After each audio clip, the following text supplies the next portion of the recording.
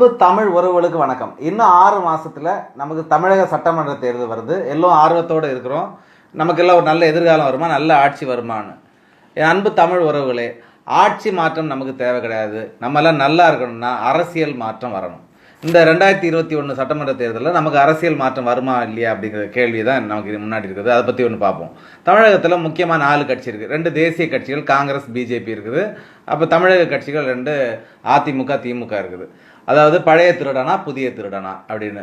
இப்போ அடுத்த எலெக்ஷனில் என்ன போட்டினா, 4 காலில் நடந்து போய் நமக்கு சீட்டு வாங்கினார் இல்லையா, சிஎம் சீட்டு வாங்கினார் இல்லையா, அவர் முதல்வரா, இல்லைன்னா திமுக சார்பில் பட்டத்து இளவரசர், தமிழகத்தின் சாக்ரட்டிஸ், தமிழகத்தின் அரிஸ்டாட்டில், திரு உதயநிதி ஸ்டாலின் நம்மளெல்லாம் ஆட்சி பண்ணக்கூடிய சீஃப் மினிஸ்டரா. இதுதான் நமக்கு போட்டி.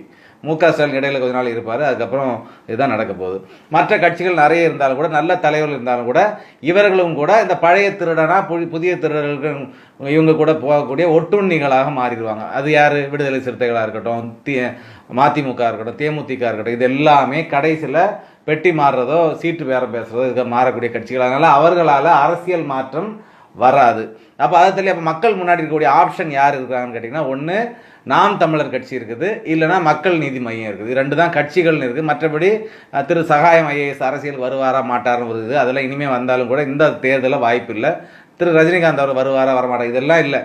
அப்போது இப்போ நம்ம முன்னாடி அங்கீகரிக்கப்பட்ட களத்தில் இருக்கக்கூடிய 2 கட்சிகளால் மட்டும்தான் வேறு ஆப்ஷன் இருக்குது. அந்த பழைய திருடர்கள் தள்ளி இவங்க புதுசாக இவங்களை இன்னும் கூட்டணி சேர்றதுனால இவங்களை பார்த்தீங்கன்னா இவங்கள்ட்ட என்ன குறைபாடு இருக்குது? ஆட்சி மாற்றம் இவர்களால் கண்டிப்பாக வராது. ஏன் வராதுன்னு கேட்டிங்கன்னா, நாம் தமிழர் கட்சியில் அவங்க கிட்டத்தட்ட 10 வருஷம் பயணித்தாலும் கூட அங்கே இன்னைக்கு வரைக்கும் அவங்க சீமான்கிற அந்த ஒரு பிம்பத்தை தான் அவங்க கட்டமைச்சிருக்காங்க ஒழிய, மாவட்டந்தோறும், தொகுதி தோறும், ஊராட்சி தோறும் இன்னும் அவங்களுக்கு தலைவர்கள் இல்லை. தலைமை இருக்குது, ஆனால் அந்த லோக்கல் லீடர்ஸ் அவங்க உருவாக்கப்படவே இல்லை. 2ஆம் கட்ட, 3ஆம் கட்ட, 4ஆம் கட்ட தலைவர்கள் அங்கே கிடையாது. சீமானுக்காக ஒரு 2000 ஓட்டு எல்லா தொகுதியிலும் விழும், அதனால பிரயோஜனம் கிடையாது. சீமான் நிறுத்தக்கூடிய கோமானுக்காக விழுமா? விழாது. அது மாதிரி கமல்ஹாசன் அவருக்காக ஒரு 2000 ஓட்டு விழும் எல்லா தொகுதியிலும், ஆனால் அவர் நிறுத்தக்கூடிய விமல்ஹாசனுக்காக ஓட்டு விழுமா? விழாது. ஸோ இப்போ 2000 ஓட்டு, 4000 ஓட்டு, 5000 ஓட்டுலலாம் என்ன பிரயோஜனம் கிடையாது. இது என்னதான் நீங்கள் கத்தி பேசினாலும், என்னதான் நீங்கள் எழுச்சியை உண்டு பண்ண நினைச்சாலும் கூட, இவங்க தலைவர்கள் தலைமை மட்டும்தான் இருக்குது. தலைவர்கள் வேறு எங்கேயும் கிடையாது. இது பத்திரிகைகள் நியூஸ் வரலாம், டிவியில் நியூஸ் வரலாம், இவர்களால் ஆட்சி மாற்றம் வர வாய்ப்பே கிடையாது. ஒன்று. அப்போ அங்கே 2ஆம் கட்ட, 3ஆம் கட்ட தலைவர்கள் இல்லை. ஒன்று. அடுத்து கட்சி கட்டமைப்பு. இப்போ முதல் சொன்ன 4 பெரிய கட்சிகள் இருக்கு. இங்கே எல்லா ஊராட்சியிலையும் ஊர்களிலையும் அவங்க கட்சி பேரை சொல்லிட்டு ஒரு 4 பேராவது இருப்பாங்க. எலெக்ஷன் ஒர்க்னா நிற்பாங்க, கொடி பிடிப்பாங்க, ஏதோ ஒரு கூட்டம் போடுவாங்க, போஸ்டர் அடிப்பாங்க. அப்போ அந்த கட்சிகள் மட்டும்தான் எல்லா இடமும் பரவலாக இருக்குதே ஒழிய மற்ற கட்சிகளுக்கு அந்த வலிமை கிடையாது. அப்போது ஒரு தொகுதி எடுத்தீங்கன்னா 275 பூத் இருக்கும். ஓகே, ஒரு பூத்து 1000 ஓட்டு, அப்படி 2,75,000 ஓட்டு.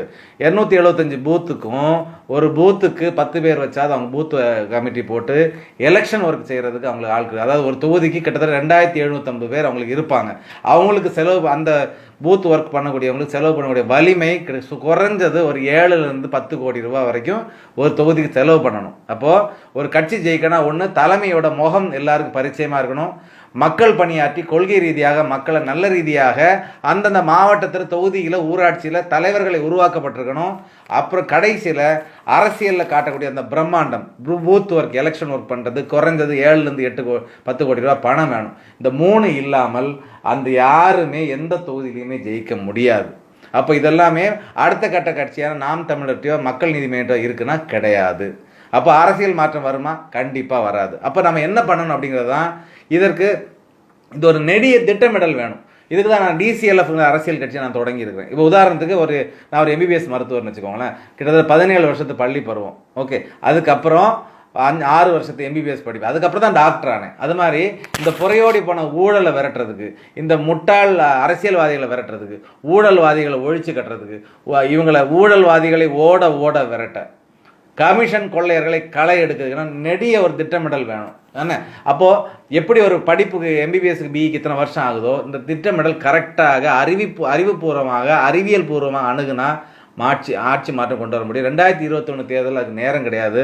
அப்போது இந்த முதல்ல அந்த முகப்பரிச்சயம், மக்கள் பணியாற்றக்கூடிய தலைவர்களை உருவாக்குவது, அரசியல் தேர்தல் காலத்தில் பிரம்மாண்டத்தை காட்டுவது, இது செய்வதற்கு DCLF கட்சி 234 தொகுதியிலும் வேட்பாளர் நிறுத்த போகிறோம் அப்படின்னு சொல்லிட்டு சும்மா உங்களுக்கு வேஷம் போட ரெடியாக இல்லை. என் அன்பு தமிழ் உறவுகளை, முதல்ல நம்ம எல்லாரும் சேர்த்து, தமிழக மக்கள் எல்லாரும் சேர்த்து அரசியல் மாற்றத்திற்கான விதையை சென்னை அண்ணா நகரில் டிசிஎல்எஃப் ஒரே ஒரு கட்சியில் நிற்க போகிறோம். நம்மளோட அத்தனை பலத்தையும் காட்டி இவங்க இந்த ஒரு தொகுதியை ஜெயிப்போம். ஓகே, சாமானியனாலும் கூட ஒரு அரசியல் சரித்திரம் படைக்க முடியும்னு உனக்கு காட்டுவோம். ஜாக்சன் ஜெயிக்கிறதா நினைக்காதீங்க, டிசிஎல்எஃப் ஜெயிக்கிறதா நினைக்காதீங்க. இந்த வலிமை மிக்க ஊழல்வாதிகளை ஒழித்து கட்டுவதற்கான ஒரு முதல் கட்ட நடக்க ஒரு தொகுதியை ஜெயிப்போம். முதல்ல நான் உள்ளே போகிறேன். அது இந்த ஊழல்வாதிகளுக்கான ஒரு சாவு மணியாக இருக்கட்டும், ஊழலுக்கு எதிரான திறவுகோலாக இருக்கட்டும். சட்டசபைக்குள்ளே போய் இவர் மட்டும் ஒரு ஆள் போய் என்னப்பா செய்ய போகிறாரு நினைக்கலாம். என் அன்பு உறவுகளே, இந்த ஒரு ஆள் மட்டும் போய் என்ன செய்ய போகிறாரு? இவர் மட்டும் ஜெயிச்சா என்ன நடந்துற போகுது? இதை ஜெயிக்கிற கட்சிக்கு ஓட்டு போடணும். வழக்கம் போல் இந்த தேர்தலை வெறும் திருவிழாவாக நினைத்து சும்மா தம்பட்டை நடிச்சுட்டு திரும்ப வாழ்க்கையை சிதைத்து விடாதீர்கள். ஒரு திருடப்பட்ட தன்னுடைய ஊழல் சொத்துக்களை காப்பதற்காகவே இருந்த அடிமை அரசாங்கம்.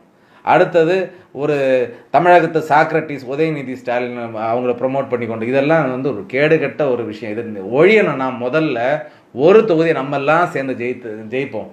அண்ணா நகரில் நிற்கிறேன். ஏன் அண்ணா நகரில் நிற்கிறோன்னு கேட்டிங்கன்னா, சென்னையில் நின்னால் தான் எல்லா மாவட்டத்துக்கும் விஷயங்கள் ஃப்ளாஷ். அதுக்காக நான் குமரி மாவட்டத்தில் வந்து இங்கே நிற்கிறோம்.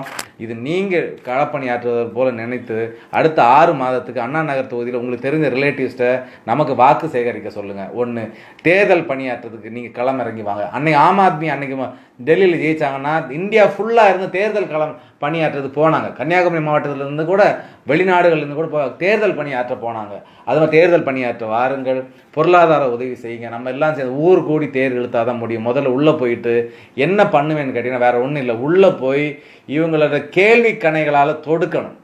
இங்கே மனசில் உங்கள் ஆதங்கங்கள் இருக்கு இல்லையா, அரசாங்க திட்டங்களை ஒழிச்சு ஊழல் பண்ணுறாங்க இல்லையா. நேற்றைக்கு கூட ஒரு மாசு கட்டுப்பாட்டு அதிகாரி வீட்டில், ஒரு அதிகாரி வீட்டில் இத்தனை கோடி பணம். அப்போ ஒவ்வொரு தாசில்தார் வீட்டில், ஒவ்வொரு பிடபிள்யூ ஆஃபீஸர், ஒவ்வொரு ஹைவேஸ் டிபார்ட்மெண்ட்டு, ஒவ்வொரு இடத்துலையும் எவ்வளோ கோடி உங்களுக்கு வேண்டிய பணம் அவ்வளோ அங்கே பதுங்கி அவன் கொழுத்துக்கிட்டே இருக்கான். ஒரு பக்கம் நமக்கு சாப்பாட்டுக்கு வழி நம்ம கஷ்டப்படக்கூடிய சூழ்நிலையை மாற்றணும்னா இவங்களை சட்டசபைக்குள்ளே போய் கேள்விகளை கேட்கணும். வெளியே ஒலிக்கிற இந்த குரல் உள்ளே போய் ஒலிக்கணும். உங்கள் ஆதங்கங்களை அங்கே பேசணும்.